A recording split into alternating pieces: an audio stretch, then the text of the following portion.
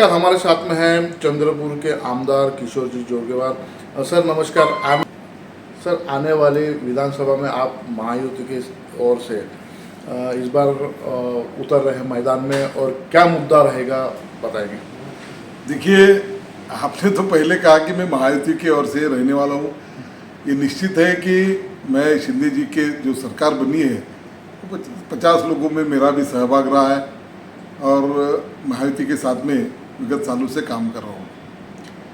अब कांग्रेस ने लगभग ये तय कर दिया है कि उनको विशेष वर्ग में एक यहाँ की उम्मीदवारी देने की है। पिछले समय में भी वही बात हुई थी, वही किस्सा दोहराने का यहाँ दिख रहा है।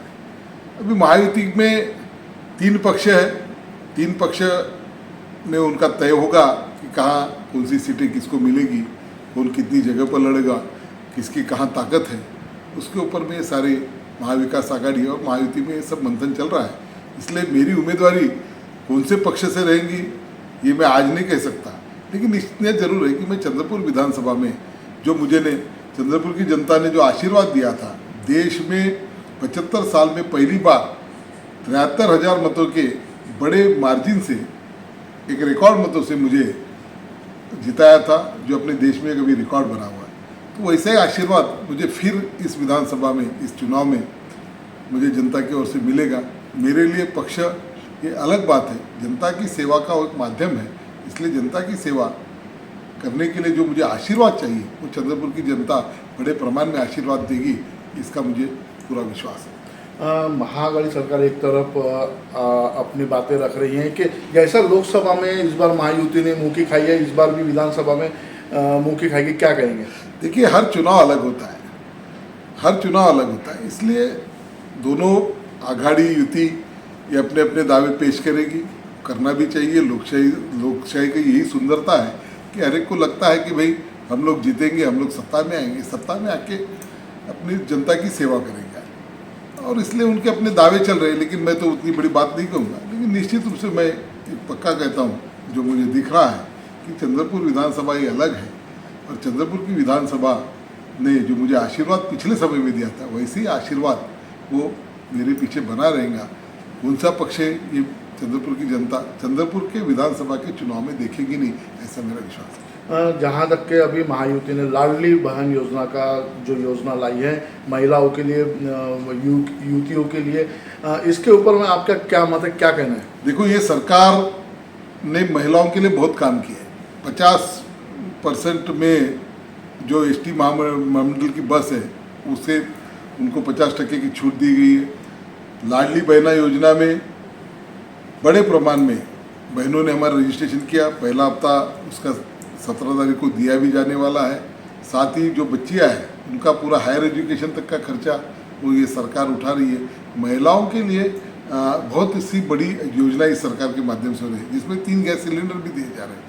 यानी महिलाओं के लिए पूरी ताकत से काम करने वाली सरकार करके ये दिख रही है, और इसका बड़ा इम्पैक्ट ज़बरदस्त दिख रहा है। आप भी देखते होंगे कि बहनों में उत्साह है, उनको एक आत्मसम्मान बढ़ाने के लिए, उसका आत्मबल बढ़ाने के लिए ये योजना, ऐसा मानता हूँ। और निश्चित रूप से ये योजना जारी रहेगी। इतना ही नहीं तो ये योजना की और व्यापकता दिन ब दिन बढ़ती जाएंगी, और हमारी बहनों को सक्षम करने में के लिए, उनके आत्मनिर्भर करने के लिए ये योजना एक बड़ा कदम साबित होगी, ऐसा मेरा मानना है। आज आदिवासी जागतिक दिवस है, और ऐसे कई कागज पत्रों पे आदिवासी योजना सिर्फ कागजों पे रह गई है, और आदिवासी विद्यार्थियों और महिलाओं को उन योजनाओं का लाभ नहीं मिला है। उनके लिए इस बार क्या आपका रहेगा? एक तो ये सही है कि मैं आज के आदिवासी दिन की मैं शुभकामना भी देता हूँ, और बहुत बार सरकार के मन में होता है बहुत सी बातें करने के, लेकिन प्रशासन उसमें जितना तेज़ी से होना चाहिए उतना होता नहीं है। लेकिन मैं चंद्रपुर के आदिवासी विभाग के मैं अधिकारियों का मैं अभिनंदन करूंगा। अभी मैं उस कार्यक्रम में से ही आया हूं। बहुत सी अच्छी योजनाएं प्रभावी रूप से संचालित करने का काम यहाँ के आदिवासी विभाग कर रहा है, और ये सही है कि कुछ योजनाओं के बारे में उदासीनता दिखाता है प्रशासन। जो जिसको लाभ मिलना चाहिए वो लाभ समय पर नहीं मिलता है। इसलिए ये बातें जरूर है, लेकिन ऐसी कोई बात अगर आपके ध्यान में होगी तो आप मुझे हमें बताइए, उस पर निश्चित रूप से कार्रवाई करेंगे। और किसानों की बात की जाए तो किसानों को 8 घंटे सिर्फ बिजली मिलती है। ऊपर से आज महायुति ने इस बार दावा किया है कि 5 साल उनको सब चीज़ें माफ रहेगी, क्या कहेंगे? देखिए, किसानों के लिए तो पूरी बिजली माफ करने वाली सरकार है, इसलिए उनको बिजली देना जब सरकार ने तय किया है तो निश्चित रूप से उनको बिजली मिलेगी। इसके साथ इसके लिए योजना भी बनी कि अधिकाधिक किसानों के लिए सोलर पे बिजली बने, सौर ऊर्जा पे बने, जो बिजली उनकी जगह वो आसपास में प्रोड्यूस होगी और उनमें वो वितरित की जाएगी। और उसका अच्छा एक पूरा प्लान तैयार हुआ है, उसको इम्प्लीमेंट होने में जरूर लगेगा। लेकिन ये सरकार ने जो किसानों के लिए आवश्यक बुनियादी बात थी कि उनको बिजली मुफ्त, बहुत सालों से उनकी मांग थी, वो मांग को पूरा कर रही है। इस बार महायुति की ओर से आने वाले विधानसभा में कितने सीटें आएगी, क्या लगता है? देखिए, ये तो मैं प्रेडिक्ट नहीं कर पाता, लेकिन महायुति का जिस प्रकार से काम चल रहा है और भी सभी मैंने जैसा कहा, निश्चित रूप से सरकार सत्ता में आएगी, इतना तो मैं जरूर कह सकता हूँ। अब चंद्रपुर विधानसभा के लाडले, जनता के लाडले एमएलए हैं, आमदार हैं, जनता के लिए आपने बहुत सारी चीज़ें, बहुत सारी कुछ किया है उनके लिए। इस बार जनता का विश्वास और जनता की जो उम्मीद है आपके ऊपर टिकी हुई है, क्या कहेंगे? निश्चित रूप से मैंने इसके पूर्व में जैसा कहा कि चंद्रपुर की जनता ने जो मुझे आशीर्वाद दिया है, ये आशीर्वाद बहुत बड़ा है, देश में रिकॉर्ड बनाने वाला आशीर्वाद है। वैसा आशीर्वाद मेरे पीछे हमेशा रहेगा और जनता के हित में जो भी आवश्यक बातें थी, जनता के साथ में रहने के, वो पूरा समय काम हमारी तरफ से किया गया। इसलिए जनता हमारे साथ में पूरी ताकत से रहेंगी, उतने ही मतों के साथ में आशीर्वाद देगी, ऐसा मेरा विश्वास है। इस बार किन मुद्दों को लेकर आप उम्मीदवारी लेंगे? यही अभी जो मुद्दे हमारे चल रहे हैं, सामाजिक काम, विकास के काम, लोगों को बुनियादी बातें जो होना, सरकार में दफ्तर दिलाएंगे जो होती है उसको प्रभावी रूप से हो, ये सारी बातें जो है, हर काम उसका हमारा एक दूसरा एजेंडा है 200 यूनिट बिजली मुफ्त मिलने का, उसमें भी हम काम करेंगे। चंद्रपुर की जनता को आपका आखिरी क्या संदेश रहेगा? चंद्रपुर की आज जनता को यही संदेश है कि चंद्रपुर की जनता का जो विकास के काम है उनको पूरा करने में हमारा सहयोग दे। चंद्रपुर की जनता हमेशा खुश रहे, चंद्रपुर की जनता का विकास हो, चंद्रपुर के लोगों को एम्प्लॉयमेंट मिले, चंद्रपुर में सारी योजनाएं आए, इसके लिए जो जो करना की आवश्यकता है वो सारी हम करेंगे, ऐसे हम विश्वास देंगे।